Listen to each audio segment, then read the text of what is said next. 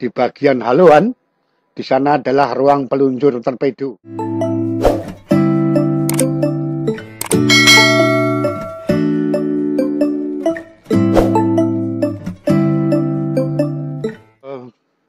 Jumpa lagi dengan lilin tua. Semoga Anda semuanya sehat, tidak kurang suatu apa.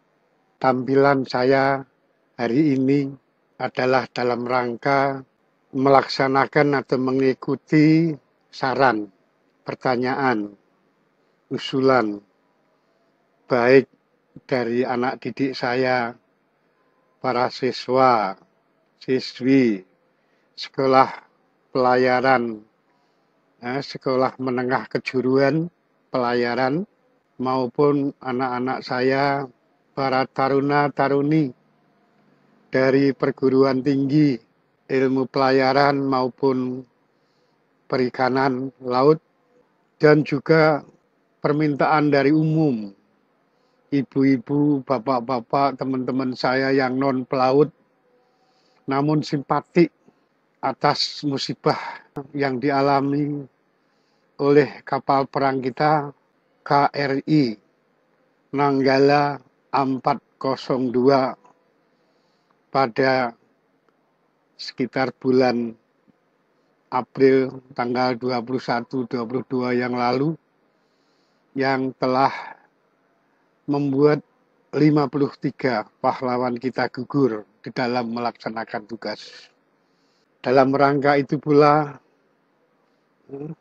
mumpung masih hangat, secara pribadi lilin tua bersama kru mengucapkan ikut berbelasungkawa atas gugurnya para pahlawan Korps Hiu Kencana Angkatan Laut dalam menjalankan tugasnya. Mudah-mudahan arwah-arwah para pahlawan yang gugur tersebut diterima di sisinya, dan kepada para keluarga diberikan kekuatan fisik, lahir dan batin. Amin.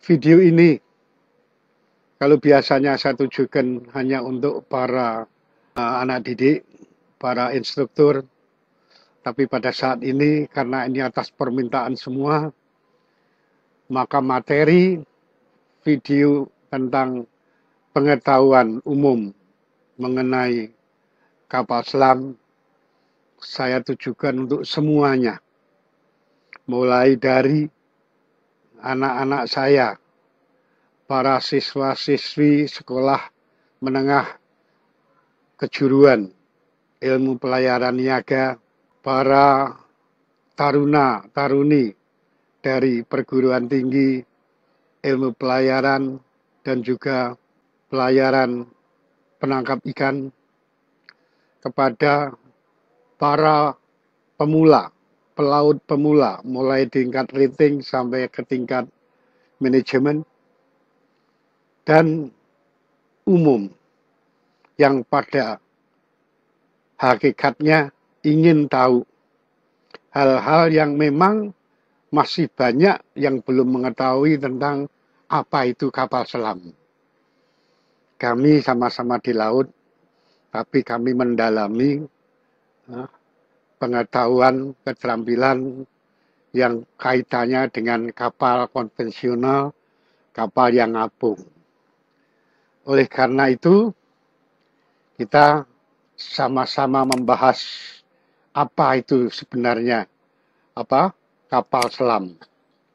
Ya, kapal selam seperti yang Anda lihat di slide pertama, yang kelihatan sekarang ini, saat ini gambar tersebut sedang menunjukkan kapal dalam keadaan mengapung.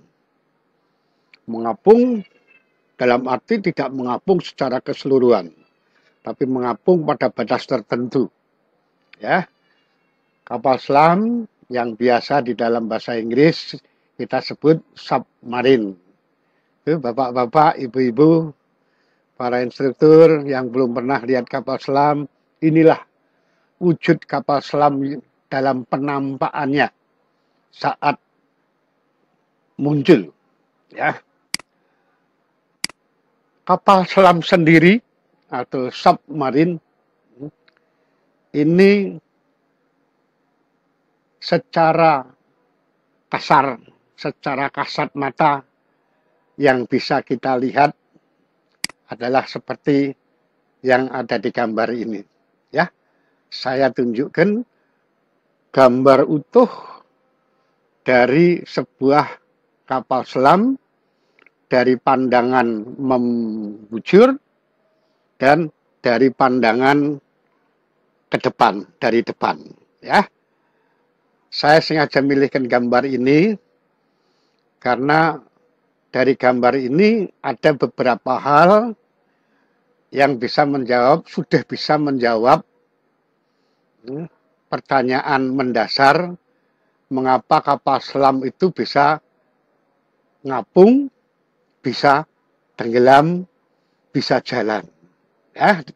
Ya, di gambar tersebut di bagian bawah ada tertera tulisan rear trim tank, kemudian main ballast tanks, dan forward trim tank.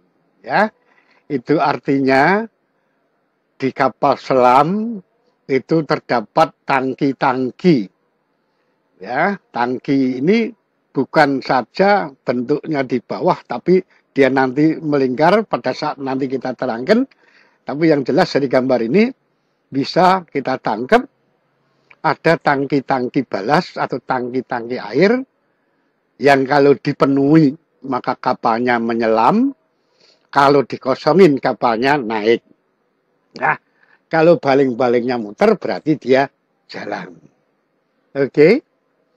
Ya, inilah wujud blegernya kapal selam yang belum kita buka, belum kita pretelin, belum kita lihat bagaimana isi dalamnya.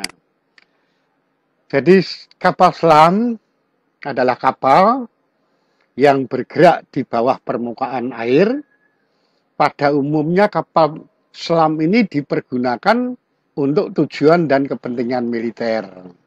Ya, walaupun nanti kita juga akan melihat atau menyaksikan atau mendengarkan bahwa kapal selam ini selain untuk kepentingan militer juga digunakan untuk kepentingan pengetahuan tentang kelautan, tentang air tawar, permukaan transportasi air tawar atau sungai, dan juga untuk bertugas di kedalaman yang tidak sesuai dilakukan oleh penyelam manusia. Ya, jadi ada kapal selam pada umumnya digunakan untuk kepentingan militer, tapi ada juga digunakan untuk kepentingan pendidikan, penelitian, bahkan pariwisata. Ya, kapal selam ini oleh sebagian besar angkatan laut dunia ya dimiliki, atau saya balik, sebagian besar angkatan laut di dunia memiliki dan mengoperasikan kapal selam, sekalipun tidak semua memiliki jumlah kapal yang sama. Seperti Singapura punya satu, Malaysia punya satu, Indonesia punya 4, ya. Barangkali nanti Indonesia akan punya lebih banyak lagi. Amerika punya paling banyak, Cina banyak, Korea banyak, Jepang banyak.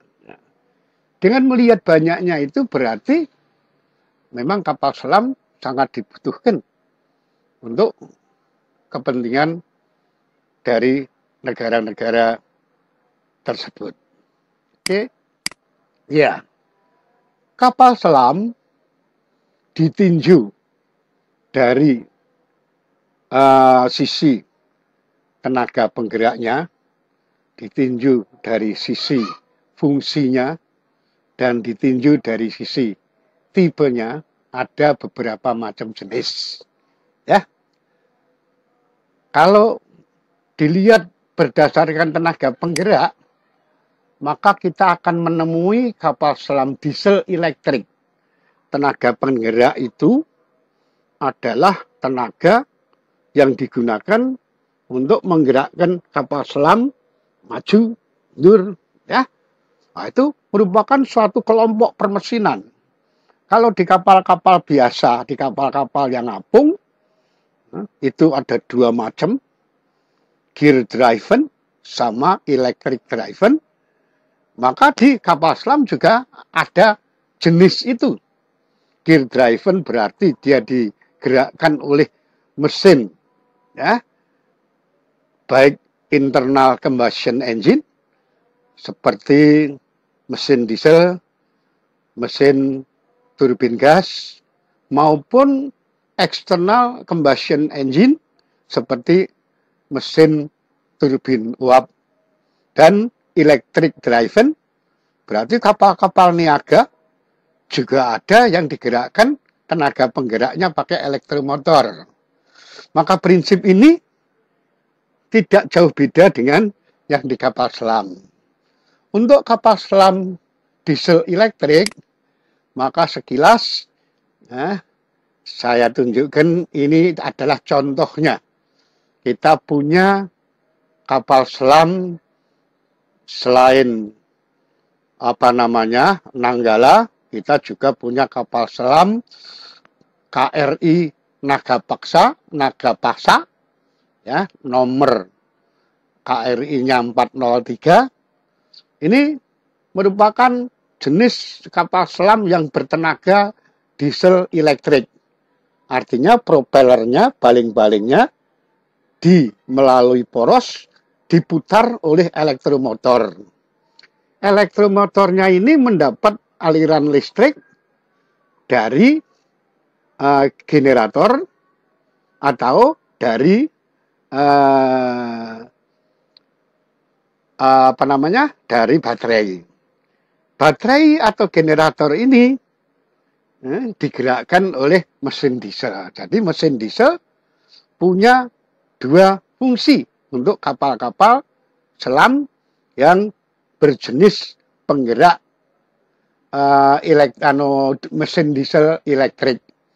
Yaitu pertama, untuk menghasilkan elektrik yang digunakan untuk mengisi baterai.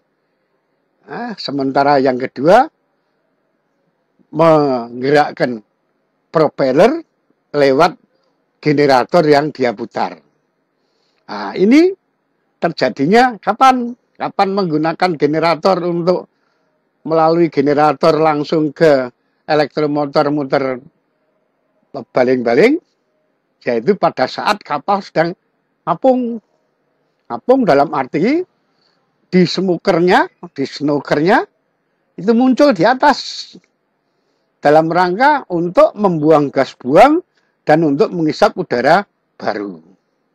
Ya, selama dia ngapung dan mendapatkan pasokan udara baru dan pembuangan gas buang keluar, selama itu dia mengisi baterai, ya, sambil menggerakkan baling-baling lewat generator yang dia jalankan, yang menghasilkan arus listrik, yang kemudian arus listriknya digunakan untuk memutar elektromotor yang ke baling-baling. Ya, pada saat dia menyelam, maka gerakannya, putarannya propeller digerakkan oleh tenaga listrik dari baterai yang sudah diisi penuh. Ya, di sini kelihatan. Nanti saya akan jelaskan di belakang. Nah, setelah ini kita hanya menunjukkan dulu jenis-jenisnya. Sementara ini, ya, adalah kapal selam jenis nuklir. Ya, kapal selam jenis nuklir karena ini kapal sejenis nuklirnya ya untuk kepentingan militer, nampak di gambar ditonjolkan tentang persenjataannya. Ya, sementara di bagian tengah ke belakang itu nanti ada ruang reaktor nuklir beserta hasilannya, yaitu air panas yang dipakai untuk menghasilkan uap, ya, uap kering untuk kemudian menjalankan turbin generator dan menggerakkan turbin utama yang menjalankan baling-baling. Ya, nanti tentang ini kita akan ketemu lagi di belakang. Selanjutnya, berdasarkan fungsi, tadi juga sudah kita singgung dari awal, kapal selam dikategorikan atau ada dua jenis, yaitu kapal selam militer yang ini tadi, ditandai dengan adanya senjata, dan kalau dibelah di depan itu, di bagian haluan, di sana adalah ruang peluncur torpedo. Baru di belakangnya adalah akomodasi untuk ABK. Ya, jadi peluncur torpedo, nanti di tempat lain ada persenjataan lain. Ya, nah, saya ajak Anda melihat cangkrangannya. Ini loh kapal selam militer. Di samping permesinannya, di samping alat-alat navigasinya, di samping bisa naik dan turun tenggelam, di sana ada ruang-ruang, terutama ruang persenjataan. Nah, karena ini memang untuk kapal militer. Oke. Sementara untuk kapal selam non-militer, bisa saja nanti kapal untuk penelitian, kapal untuk transportasi lain penumpang, atau bahkan untuk kapal jenis rekreasi.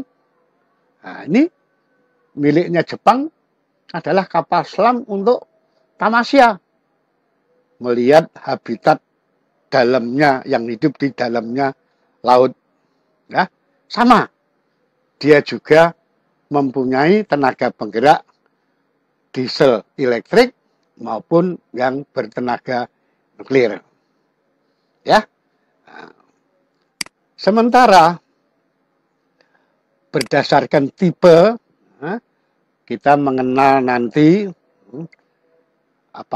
jenis kapal selam bertenaga diesel, kapal selam bertenaga nuklir. Jadi SSK, SSN, SSBN, kapal selam bertenaga nuklir dengan membawa rudal balistik. SLBM, kapal selam peluncur rudal balistik. Nah, nanti saya baru dalam tahap mengenalkan dulu kepada semuanya. Yang saat ini levelnya sama. Dari tidak tahu ke tahu.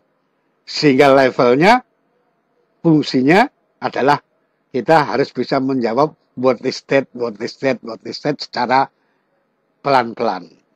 Apa itu kapal selam? Apa itu tangki balas? Apa itu ini? Ya. Kalau ada pertanyaan, jangan lupa tanya via Facebook, tanya via Instagram, tanya via deskripsinya YouTube saya sendiri. Hari ini saya akan menjelaskan sampai ke apa itu permesinan, apa itu bagaimana naik turunnya. Sementara nanti yang jilid kedua akan lebih mendalam tentang kelanjutannya yang belum selesai di part 1 ini. Oke? Iya. Ini sebagai gambaran balik tentang KRI Nanggala 402. Sekali lagi saya berduka cita atas tenggelamnya kapal ini. Di part 2 nanti semoga saya bisa menyampaikan sedikit analisa kemungkinan yang terjadi atau penyebab tenggelamnya kapal KRI Nanggala yang menggugurkan pahlawan kita sebanyak 53 orang.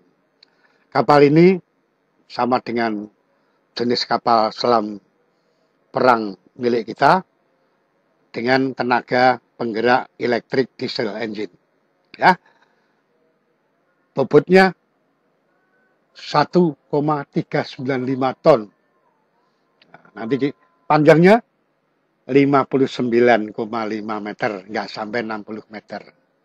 Diisi oleh kru itu, di dalamnya tadi jeruannya sudah hampir tahu. Ya. Sementara kalau kita bandingkan dengan KRI Alugoro 405, panjangnya adalah 61,3, jadi lebih panjang, dan ini juga lebih berat 1.800, sementara tipe kelasnya hampir sama. Kondisi atau pembagian dari luarnya nihilism, ada anjungan yang di atasnya ada peralatan-peralatan seperti periskop, seperti antena, seperti snooker, ya, dan sebagainya. Di sini ada. Kemudian ada tangki balas untuk ke sono kemari, baik yang fore maupun yang aft, sehingga kapal bisa naik dan turun, mampu berlayar 50 hari. Kemampuan ini nanti tergantung dari kekuatan baterai, tergantung pada bahan bakar.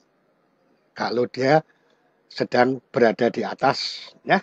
Oke, ini nanti kita akan dalamin di part 2, di bagian kedua.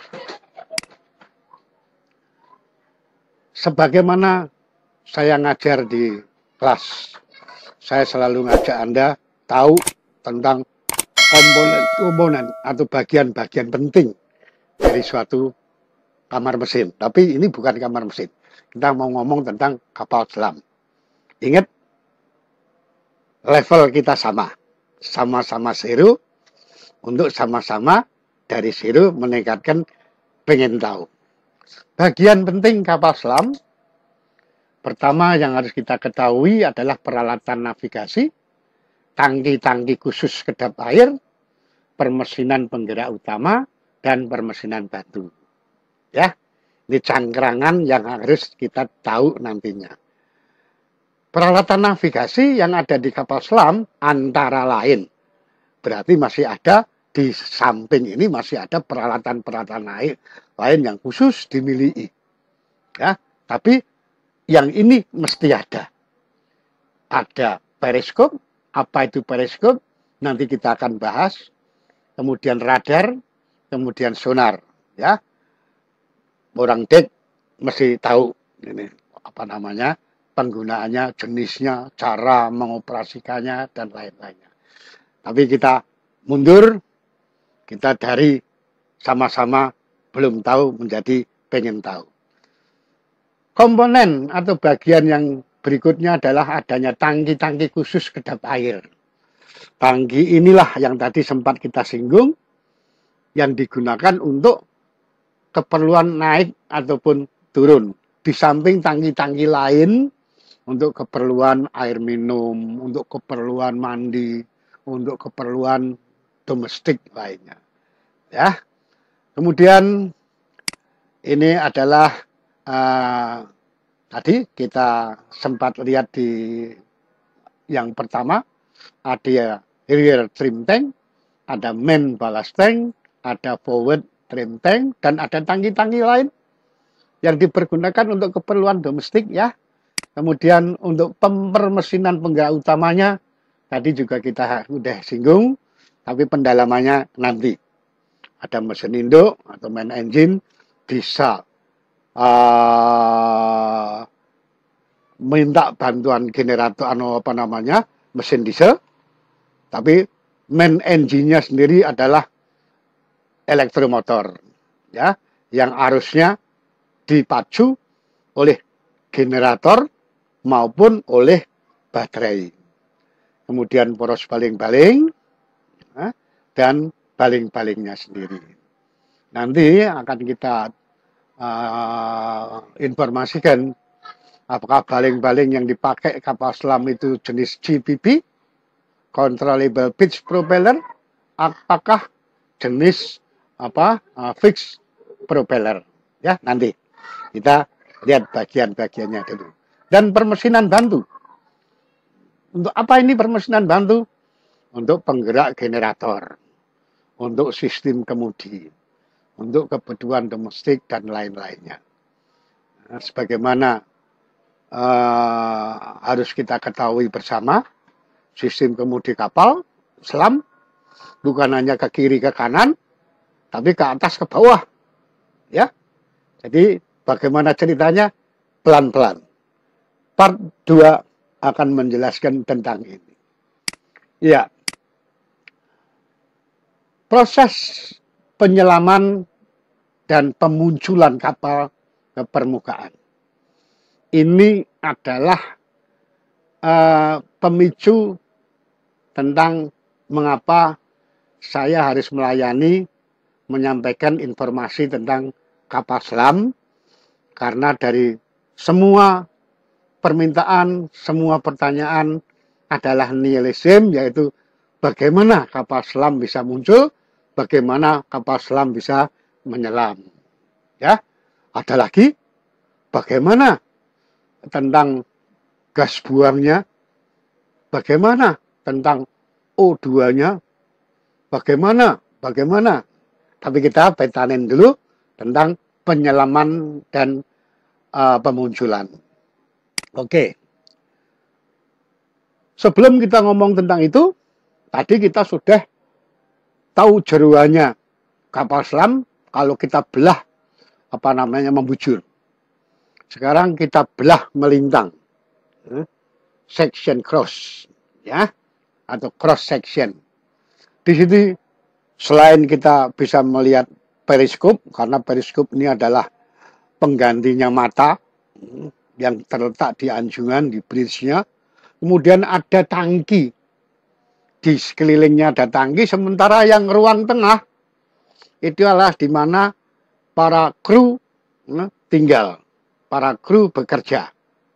Di sekelilingnya itu semuanya air balas dengan klep-klep, valves, dan persis di atas kita ada semacam botol angin, tapi ruangan gede, compressed air tank yang berisi udara bertekanan.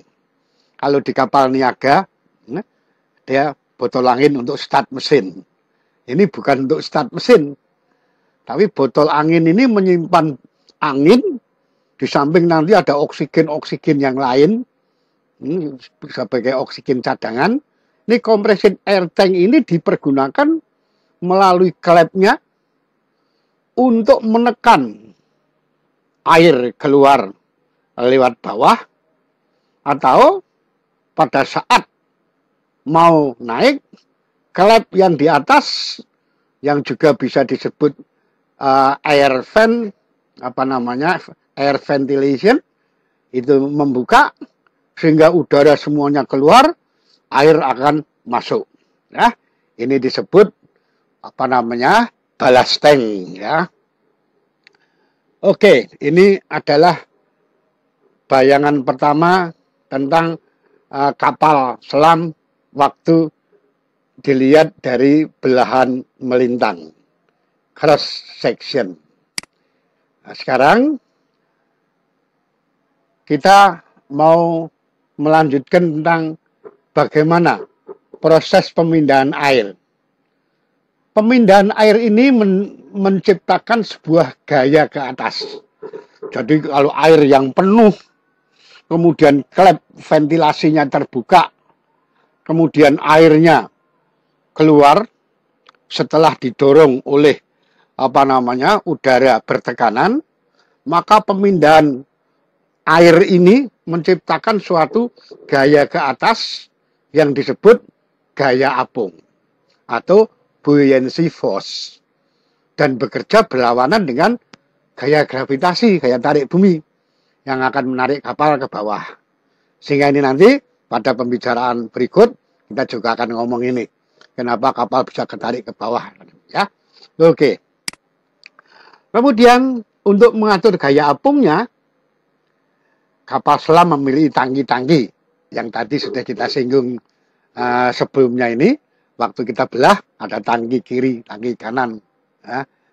Kemudian ada klep-klep, ada tangki udara bertekanan yang fungsinya seperti botol angin, tapi ini dipakai untuk menekan air, ya. Dan dilengkapi dengan tangki-tangki penyeimbang. Tangki-tangki penyeimbang itu kapal selam itu tidak tenggelam tidak begini, tapi begini. Nah, untuk bisa begini ini selain turun, dia diimbangi, dibuat kondisinya kayak gini dengan cara yang sini dipindahkan, yang sini dipindahkan. Seperti kapal niaga, ada pemindahan dari forepeak ke afterpeak supaya kapalnya jengat dan sebagainya. Ini juga demikian. Jadi kapalnya tidak begini, tapi begini. Dibantu dengan propellernya. Ya. Ini adalah posisi kapal selam. Ada posisi ngapung penuh, di mana badan kapalnya nampak,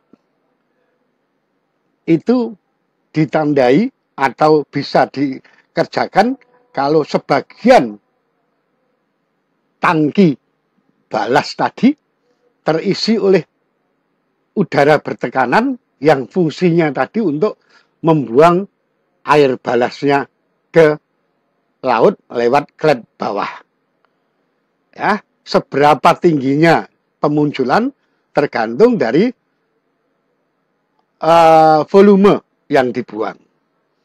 Kemudian posisi kedua adalah posisi yang hanya menampakkan periskop, di mana pada saat ini atau yang sebelumnya tadi mesin diesel bisa dioperasikan karena dapat masukan udara bersih, dapat membuang gas buang, ya, dalam rangka mengisi baterai dan juga untuk memutar baling-baling secara langsung dari generator yang diputar oleh mesin diesel. Oke. Ya, yang ketiga adalah posisi menyelam penuh. Di mana penyelaman ini bisa terjadi kalau semua ruangan yang berisi udara itu terisi oleh air dengan membuka klep udara, ventilation valve yang ada di luar. Jadi udaranya akan keluar, airnya akan masuk, disitulah dia akan makin menyelam. Ya. Ketika kapal selam berada di permukaan, yang tadi di permukaan, tangki-tangki pemberat tersebut terisi dengan udara. Sehingga massa jenis atau berat jenis keseluruhan dari kapal selam tersebut lebih kecil daripada berat jenisnya air laut. Jadi ini hukum Archimedes nanti hitungannya atau dasarnya, ya. Sementara ketika kapal menyelam juga tangki-tangki pemberat dipenuhi oleh air, sedangkan udara yang ada di dalam tangki pemberat tersebut dilepas keluar. Sehingga massa jenisnya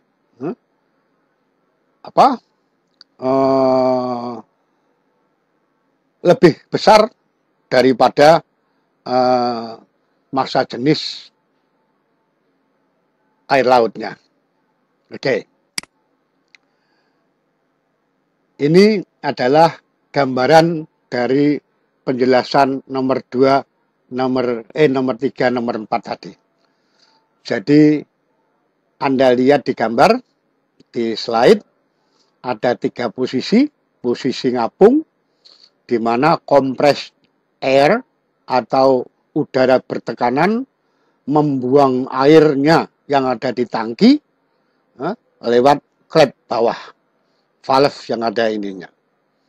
Kemudian pada posisi kedua, yaitu posisi ngapung yang hanya terlihat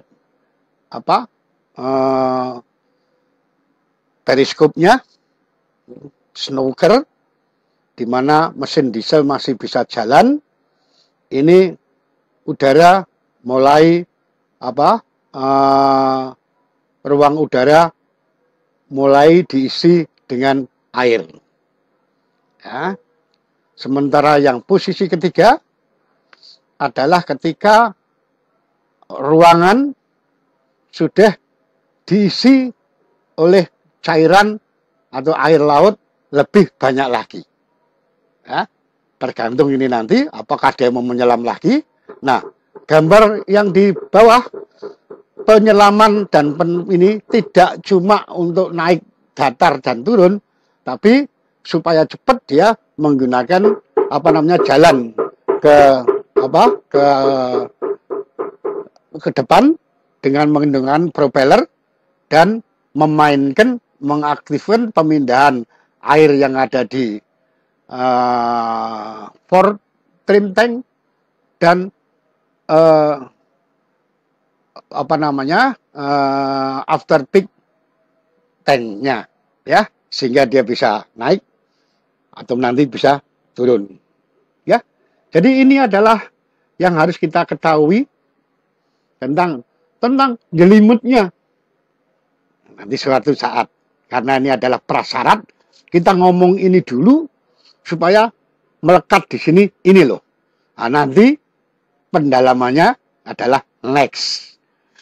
Untuk pemula ini, untuk ibu-ibu, bapak-bapak, barangkali yang punya saudara di angkatan laut, supaya Anda nyambung kalau diajak ngomong, diajak bicara, maka Anda sudah punya bekal dasar tentang pengetahuan mesin, pengetahuan kapal selam. Oke. Proses munculnya itu tadi adalah yang kayak demikian. Nah, sekarang sebagai gambaran dari satu pertanyaan, bagaimana sistem pengambilan udara dan sistem untuk pembuangan gas buang untuk kapal yang bertenaga penggerak diesel itu ada saluran. Salurannya ke snooker. Jadi nanti di part 2 akan kita terangkan tentang detailnya ini, termasuk detailnya yang ada di anjungan.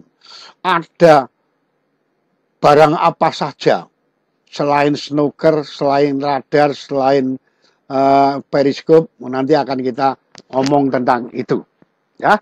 Jadi yang paling tidak hari ini saya bisa menjawab sebagian keraguan, sebagian yang ingin Anda tanyakan tentang gas buang. Ini terjadi pada saat kapal ngapung atau kapal ngapung pada posisi periskop muncul, anjungan muncul. Nah, sudah bisa menjalankan mesin diesel. Dalam rangka apa? Dalam rangka menggerakkan kapal secara langsung mesin diesel ke generator, generator menghasilkan arus, arus menghasilkan dipakai untuk menjalankan elektromotornya yang menggerakkan baling-baling, dan juga mesin diesel menggerakkan generatornya tadi untuk menghasilkan listrik yang dipakai untuk ngisi baterai. Ada dua fungsinya, ya. Jadi ini pada saat pemunculan ada ini. Berbeda dengan kapal nuklir. Ini tenaga nuklir ada ada ruangan reaktor yang hampir seluruhnya menggunakan sistem pressure water reactor. Jadi reaktor air yang ditekan. dari reaksi fiksi bahan bakar nuklir menghasilkan panas yang tinggi. Panas yang tinggi tersebut, jadi sebagai bahan bakarnya adalah nuklir ini tadi, menghasilkan energi panas yang tinggi sekali, ya, untuk memanasi air yang dimasukkan ke dalam tempat kontrol rootnya ini tadi terjadi. Panas ini diterima walaupun suhunya tinggi, tapi dia tidak menguap, tidak mendidih karena diberi tekanan tinggi, pressurized. Karena tekanannya tinggi, pada suhu yang tinggi dia belum sempat untuk mendidih, apalagi menguap. Suhunya tinggi, more than 200 degrees Celsius. Sehingga panasnya air yang disirkulasikan ini dipakai untuk membuat uap steam generator yang tempatnya ada di ruangan reaktor tadi. Ya. Air yang sudah dipanasi oleh pressured water reactor menjadi uap. Uap inilah yang dipakai nanti untuk memutar electric generator dan juga dipakai untuk memutar turbinnya. Jadi ada dua, satu turbin generator, diputar oleh uap, pakai turbin, uap menghasilkan listrik, listriknya dipakai untuk ngisi baterai atau untuk keperluan-keperluan lain. Ya, kemudian uap yang sudah dipakai di turbin dikondensasikan berubah menjadi air lagi, nanti bersama-sama dengan kondensasi di kondensor induk. Setelah keluar dari turbin induknya yang memutar baling-baling, kembali melalui pompa sirkulasi ke steam generator. Ya, bisa kita kira menangkap ini pelan-pelan. Jadi ada dua sistem. Sistem primer dan sistem sekunder. Primernya adalah cairan dipanaskan pada tekanan tinggi dan suhu tinggi. Kemudian cairan yang ditekan tinggi sehingga pada suhu yang tinggi tidak mendidih digunakan untuk membuat uap di sistem sekunder. Uap yang terjadi di sistem sekunder ini dipakai untuk memutar turbin generator dan dipakai untuk memutar turbin utama yang menggerakkan atau yang memutar baling-baling. Ya, semuanya sirkulasi tertutup. Ini lebih lebih jelas lagi. Sama, ada ruangan reaktor, sistemnya juga sama, pressurized water system, kemudian pressurized water reactor. Kalau di kapal ikan ada RSW, refrigerated seawater system. Kalau di sini PWR, pressurized water reactor. Ya, ada primer, ada sekunder. Primernya adalah untuk menghasilkan panas tinggi dari air yang ditekan, kemudian panas tingginya dan yang bertekanan tinggi ini untuk membuat uap sekunder di sistem sekundernya, yang satu untuk memutar turbo generator, kemudian yang sebelah sana dipakai untuk memutar turbo main turbine. Ya, jadi dua-duanya setelah dikondensasikan, dia kembali untuk disirkulasikan ke steam generator lagi. Ya, barangkali untuk pertemuan kali ini saya sudahi dulu supaya Anda tidak confuse. Kita pelan-pelan dan saya juga siap dalam menerima pertanyaannya. Saya berbeda memang dalam penyampaian, tidak menunjukkan barangnya di dalamnya tidak tahu prosesnya, tapi saya terbalik. Saya menjelaskan prosesnya dengan gambaran yang ini, baru nanti ini kita tunjukkan barangnya, ini loh, di dalamnya ada kayak gini. Ya, sekali lagi, kita sedang belajar prasyarat. Tanpa ngomong ini, kita nggak tahu yang lebih tinggi dulu. Percuma kita ngomong itu kalau nggak tahu ini.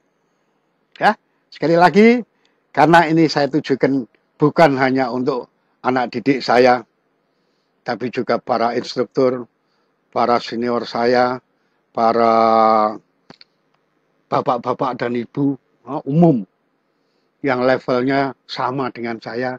Kita mulai dari start nol, dari tidak tahu menjadi tahu. Kita tingkatkan level kita dari what nanti menjadi how, nanti menjadi why, insya Allah. Oke, ketemu di kesempatan part 2 ya. Salam sehat, salam kompak, dan salam sukses dari lilin tua.